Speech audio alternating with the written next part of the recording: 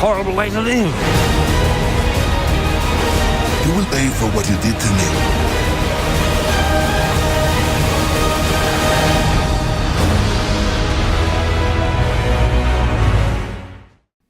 What's up, everybody, and welcome to Real Time for the real everyday movie fan. I'm Ryan Murphy. And I'm Josh Williams. And today we're giving you a real-time review of Pirates of the Caribbean, Dead Men Tell No Tales. That's right. This movie is directed by, who directed this? Joachim and Espen Sandberg. Yeah, those two. They're Norwegian.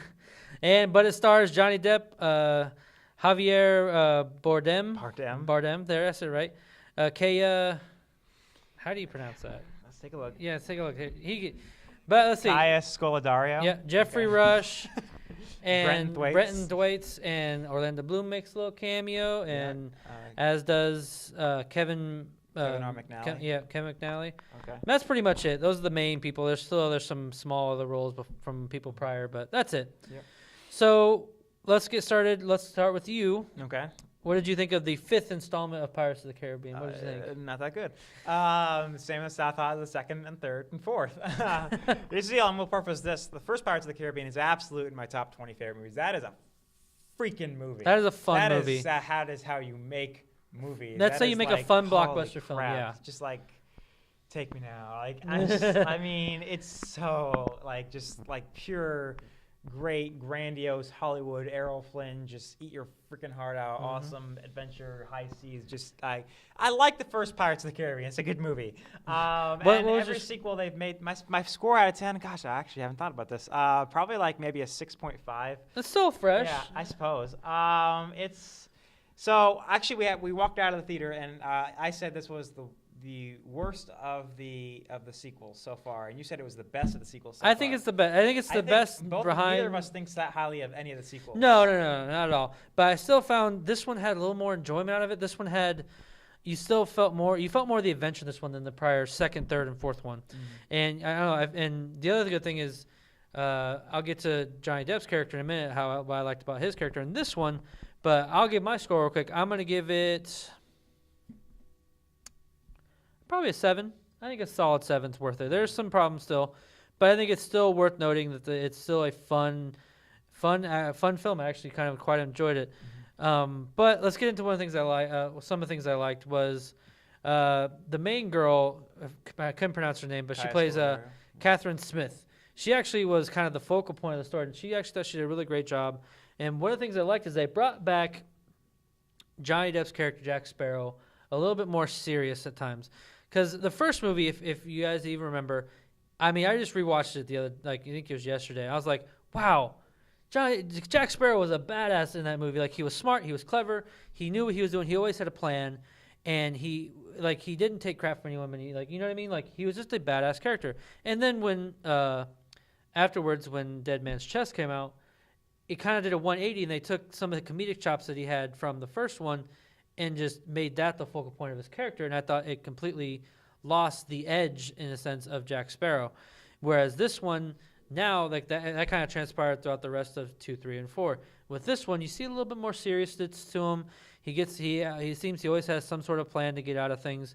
It wasn't exactly what he was in the first one, but it was a little bit more pull back a little bit more, and I liked that. What about you? Anything else you kind of liked about the film? It just was kind of enjoyable, I guess. I guess. I mean, it's yeah.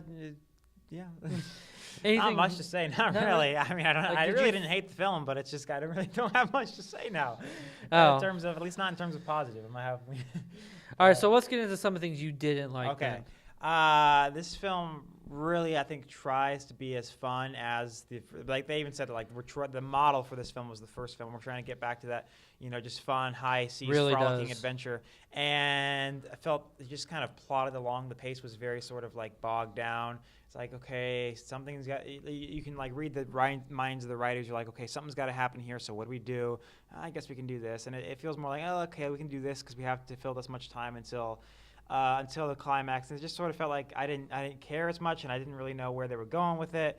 You mentioned Scodelario. I thought her character and the MacGuffin And a lot of that stuff, MacGuffin, if you don't know, is a film term used to describe the random object that everyone's after in any given adventure story. A lot of these things were just like shoved in there with very little explanation. That's true. There's no, like the Trident of Poseidon, they don't talk about Poseidon as it's Trident of Poseidon, let's go get it. Like Trident of Poseidon, Trident of Poseidon. It's just very sort of like, we're doing this for the sake of doing it. There's not, and she kind of comes in and like, oh, my father did this and this and this, and that's why I'm here. And she's okay. And it just sort of felt like I would have appreciated a little more explanation. A little more explanation, a little more heart. We have the main character. I hope fair. This is not a spoiler, or this doesn't count as a spoiler. I mean, you learn it right off the bat, the 10 seconds in the movie. But main character is Will and Elizabeth's son from the first 3 movies, and he's trying to break his father's curse. That's it's actually in the trailers too. And so and then he introduces himself to Jack Sparrow, and he's like, "You're the devil spawn of those two." But there's never any moments from then on of him like talking to Henry, of them even having a conversing or bonding the way Will and him, or talking about his adventures with Will or his grandfather, who he also knew. Yeah. Or what the hell is his grandpa even doing? Did he live past Bootstrap? I can't remember what happened to Bootstrap. But it's like the heart of it is kind of gone, and the characters, of course, they try and like recreate the stuff between Will and Elizabeth in the first film with Henry and her. That doesn't have a tenth of the charm. I can see where you're going with it, but can you admit that at least it pulls back a little bit more heart than at least the fourth and the third one? It's been so long. I just recently watched the fourth one, and that one was awful. That one I like better than you. I thought that had more. It certainly wasn't really that good, but it wasn't that bad either. Kind of like this one. But yeah, Javier Bardem as a villain kind of feels just even unnecessary. Mm-hmm. Feels shoved in there. A lot of this stuff is just sort of like, let's do this.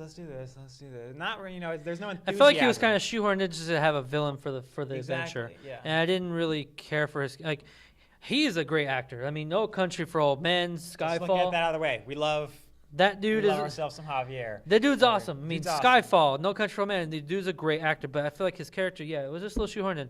But I can admit that I feel like they had a little more sense of adventure, and there was a focal point to the story. I mean, like they were trying to get something. So the sense of adventure that was there. There was a goal in mind, whereas the rest, I think the fourth one especially was just not. It's just there to be there. Why not? I mean, Just a fountain of youth. Let's go get the Blackbeard and have Blackbeard. I can agree with that. Yeah, like the first one, like how they explain the treasure of Cortez and why they're dead. That had explanation. I mean, even if it had background and it had. It wasn't even that long either. It was just like a simple, quick explanation. That's all you needed, and it grew from that. And I think they were trying to maybe do it, but I feel like there's maybe some stuff cut out. Yeah. That hopefully there'll never be an extended edition. There's never been extended editions to these movies, but I feel like there was stuff cut out that they should have kept in. Because just to save some runtime. Some things I didn't like were a lot of things you kind of hit the nail on the head for. And there's a problem I have with this movie that I can't say because it's a spoiler, in a sense. So all I can say. Is that what the end credits scene? No, not that too. But there, like every one of them, there's an end credit scene, folks. But when I remember watching the end credit scene, I'm like, no, they did it before. Come Marvel. on, I mean, this doesn't make sense. I'm sitting there, I'm like, come on, no, that doesn't make sense. Okay. But for the whole movie, the movie as a whole, how do I explain this without spoiling it? I feel like I've seen it before. Let's put it that way. So it bothered me after I thought about it. After I kept watching the movie more and more, that I was like, I can remember some beats from some of the beats were things that are familiar to me, and that's all I can really say without giving away. Because if I give it away, it almost tells you the whole movie. So I can't say that, but that's all I'll say is they try to recapture magic from the first one, and it's not really. It doesn't look like they're very definitely like there's going to be a Pirates 6. So it looks like it. I mean, they said it's the last one, but how much? In the trailers, like the final journey begins. And the director was like, "Well, it says begins." So maybe and then you watch the end credits and you're like, "Yeah, it's gonna be." But not just that, but the fact of how much money it's gonna already make, it's gonna be another sequel for sure. So overall thoughts: can you recommend this to people to see it? Or should they wait? Go ahead. You can recommend it? Not vehemently. If you're looking go to the movies, it's not going to hurt you. Don't go out of your way to see it if you're not already planning to. I can still recommend it. I mean, it's still a fun time at the theater. There's some obvious plot holes and things that aren't explained. I will say, I don't know how to do this without. I think it's a foregone conclusion how the movie ends, but I'm very glad the movie exists for what it does for the I get what you're saying. The I movie get what you're itself. saying. The movie itself is not I that get what great, you're but saying. I'm glad. Like unlike certain other movies we've talked about, who I hate their very existence. No matter how well or not this movie was made, I'm glad it exists because of what it does to some of the characters. So. I get what you're saying. I can agree with that too. That's actually pretty nice. I can recommend this. Like I said, it's just still a fun time in the movie. Some plot holes, some problems with the story I didn't like. Some characters I felt like weren't necessary, but it's still a great time. It's there to people for to enjoy and see, Jack Sparrow as, Johnny Depp as Jack Sparrow. So, All right, folks, that'll do it for today. Thank you very much for watching. What did you think of Pirates of the Caribbean, Dead Men Tell No Tales? Leave your comments section below without spoilers, so whether you liked it or not, with some of your positives and negatives, and give us your score out of 10. Also, if you like what you watched, then please click like, share, and subscribe to our YouTube channel so you can see more of our various content in the future. I'm Josh Williams. And I'm Ryan Murphy. And thank you for keeping it real. With ReelTime.